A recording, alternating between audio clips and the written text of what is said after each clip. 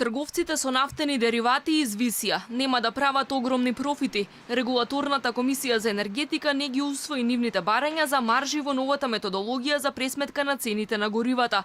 Наместо бараните 6 до 6,5 денари малопродажна маржа, комисијата најавува дека ќе утврди цена под 4,8 денари по литар.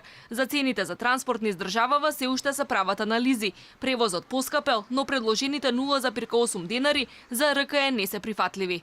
Ако треба да ги прифаќаме барањата на сите компании, не треба регулаторна комисија за енергетика во држава. Секој нека си кажува каква сака цена и нека си тераат работа. Зголемени трошоци за работа на сите транспортни компании. И за ова треба да разговараме отворено. Пред се имаат сериозни проблеми со наоѓање на работна сила. Клучни параметри при утврдувањето на цените ќе бидат светските берзански цени на нафтата и средниот курс на денарот во однос на доларот според Народната банка.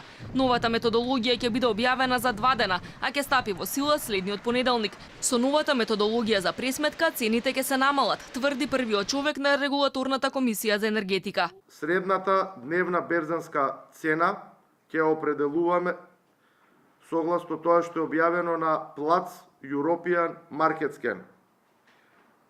При тоа ќе ги земаме во предвид просечни средни вредности на котација Mediterranean Cargos FOB Italy.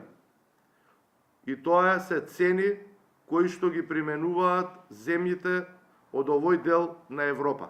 Од регулаторна се задоволни што трговците со нафтени деривати не ја злоупотребиле состојбата и определиле цени какви што би усвоила и комисијата. Тие минатиот понеделник ги намалија за денар цените на бензините, а го поскапеа дизелот за половина денар. Од денеска пак бензините се продаваат за денар, а дизелот за 2 денари повеќе. Новите одлуки се резултат на порастот на цената на нафтата на светските берзи.